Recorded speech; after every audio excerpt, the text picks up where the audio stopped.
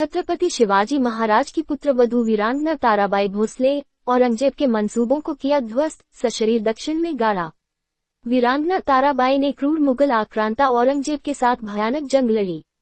उन्होंने औरंगजेब के मराठा साम्राज्य को ध्वस्त करने के सपने को न केवल चकनाचूर किया वरन वही दक्षिण में औरंगजेब को भी सशरीर गाड़ दिया। छत्रपति शिवाजी महाराज की पुत्रवधू छत्रपति राजाराम की धर्मपत्नी ताराबाई भोसले न केवल भारत वरन विश्व की अद्भुत एवं अद्वितीय वीरांगना है। उन्होंने पति छत्रपति राजाराम की असामयिक मृत्यु के उपरांत सन 1700 से सन 1707 तक मराठा साम्राज्य की संरक्षिका बनकर अपनी रणनीति और कूटनीति से क्रूर मुगल आक्रांता औरंगजेब के साथ भयानक जंग लड़ी और औरंगजेब के मराठा साम्राज्य को ध्वस्त करने के सपने को न केवल चकनाचूर किया वरन वही दक्षिण में औरंगजेब को भी सशरीर गाड़ दिया। छत्रपति संभाजी को औरंगजेब ने छलपूर्वक पकड़ा था। औरंगजेब ने संभाजी को बलात् इस्लाम कबूल करने के लिए भीषण यातनाएं दी परंतु सफल नहीं हो सका। इसलिए संभाजी की जघन्य हत्या कर दी गई। इस तरह स्व के लिए संभाजी की पूर्णाहुति हुई थी। संभाजी के छोटे भाई राजाराम को छत्रपति बनाया गया। इसके साथ ही मुगलों के विरुद्ध सन 1689 में स्वतंत्रता संग्राम का उद्घोष हुआ, परंतु दुर्भाग्यवश 1700 में छत्रपति राजाराम का देहावसान हो गया। ऐसी विपरीत परिस्थितियों में 4 वर्षीय पुत्र शिवाजी द्वितीय को उत्तराधिकारी बनाकर वीरांगना ताराबाई ने एक संरक्षक परिषद बनाई और स्वयं उसकी अध्यक्षता ग्रहण की। महाराष्ट्र में सर्वोच्च सत्ता, अधिकार और निर्देश ताराबाई के हाथों में थे।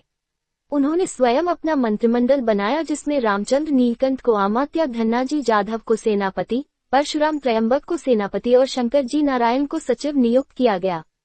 दूसरी ओर राजाराम की मृत्यु का संदेश सुनकर औरंगजेब अत्यधिक प्रसन्न हुआ और उसने अपने शिविर में नौबतें बजवाकर आनंद उत्सव मनाया।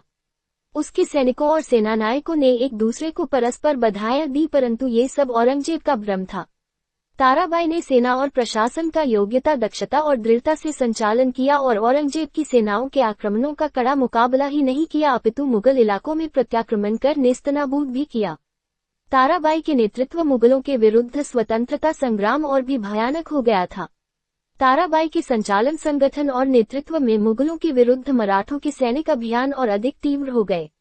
राजाराम की मृत्यु से मराठों के आक्रमणों में कोई कमी नहीं आई अपितु आक्रमण राजाराम के शासनकाल की अपेक्षा अधिक तीव्र, आकस्मिक और व्यापक हो गए। ताराबाई मुगलों के विरुद्ध सैनिक आक्रमणों को कैसे आयोजित करती थी और इसके लिए अपने अधिकारियों को किस प्रकार प्रोत्साहित करती थी। 17 नवंबर 1700 को कान्होजी जुझार राव को लिखे हुए पत्र से इसका पता चलता है। इसमें कान्होजी को लिखा कि वह शीघ्र मल्हाराव से जो सिद्धियों के विरुद्ध 7000 सैनिकों के साथ भेजा गया है जाकर मिल जाएं। इसी प्रकार जनवरी 1702 में ऐसा ही एक पत्र प्रतापराव मोरे को लिखा गया था। उसमें संताजी पानघरे की उनके द्वारा मलकापुर के समीप मुगलों की सैनिक चौकी पर अधिकार कर लेने के लिए प्रशंसा की है और मुगलों को निरंतर परेशान करने के लिए प्रोत्साहित किया है, जिससे मुगल विशालगढ़ और अन्य मराठा दुर्गों के विरुद्ध सफलतापूर्वक कार्यवाही नहीं कर सके। उन्होंने औरंगजेब को विश्वासघाती, षड्यंत्री और कुचक्री बताया है और प्रतापराव को हिदायत दी है कि वह औरंगजेब के विरुद्ध सदैव सतर्क रहें। वीरांगना ताराबाई के नेतृत्व में मराठों के सेनानायक एवं सेना दक्षिण के सभी मुगल इलाकों में फैल गई और मुगल प्रदेशों में सर्वत्र तहलका मचाया तथा मुगल सैनिक टुकड़ियों को परास्त कर दिया। अगस्त 1700 में हनुमंतराव निम्बालकर ने खटाव जिला मुगलों से छीन लिया और राणो जी घोरपड़े ने बागेबढ़ी और इंडी के समृद्ध प्रदेश मुगलों से जीतकर अपने अधिकार में कर लिए। महाराष्ट्र में मुगल सैनिकों के दबाव को कम करने के लिए मराठों ने खानदेश व बरार में, मालवा में उज्जैन, मंदसौर और सिरोज तक तथा गुजरात में अहमदाबाद की सीमा तक हमले किए और धन हस्तगत किया। इसका कुप्रभाव मुगलों की सुरक्षात्मक कार्रवाई के ऊपर पड़ा और सैनिक शक्ति क्षीण हो गई। दुर्गों में नियुक्त मुगलों के सुरक्षा सैनिक दल भी दुर्बल हो गए। मराठों ने परशुराम त्रयंबक के नेतृत्व में बसंतगढ़, पन्हाला, पवनगढ़ और सन 1704 में अन्नाजी पंत की वीरता और दुस्साहस से 17 दुर्ग मुगलों से जीत लिए। सचिव शंकर जी नारायण के कठिन प्रयासों से मराठों ने सिन्हगढ़, राजगढ़, रोहिरा और अन्य कुछ दुर्ग भी हस्तगत कर लिए। सन 1705 में मराठों ने जनवरी में लोहगढ़ और जून में राजमाची और जुलाई में कोंडना दुर्ग भी मुगलों से जीतकर अपने अधिकार में ले लिया। अब ताराबाई ने पन्हाला में पुनः अपने राज्य का मुख्य कार्यालय स्थानांतरित कर दिया और वहीं से शासन करने लगी। सन 1707 में धन्नाजी जाधव ने पूना और चाकन को भी मुगलों से छीन लिया। सन 1706 में औरंगजेब सेना सहित लौटकर अहमदनगर में अपने शिविर में था तब धन्नाजी जाधव, नेमोजी शिंदे, दादू मल्हार व रंभा निम्बालकर के नेतृत्व में एक बहुत बड़ी सेना उसके डेरे से 6 किलोमीटर दूरी तक आ पहुंची और बड़ी घमासान खूनी लड़ाई के बाद वहां से हटी। इस प्रकार ताराबाई के नेतृत्व में उसके सेनापतियों ने 7 वर्ष की अवधि में साधन संपन्न शक्तिशाली मुगल साम्राज्य और उसकी सत्ता को लुंज पुंज ही नहीं किया अपितु एक नवीन राज्य निर्मित किया एवं एक नवीन महत्तर महाराष्ट्र को पुनर्जीवित किया।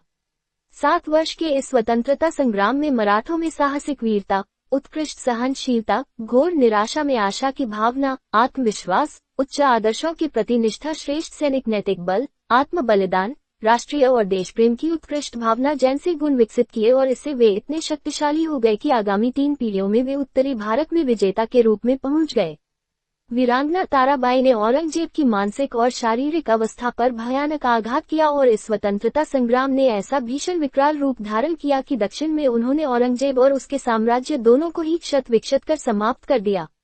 दक्षिण में ही तथाकथित बादशाह और साम्राज्य दोनों की मजार बनी। Subscribe to updates.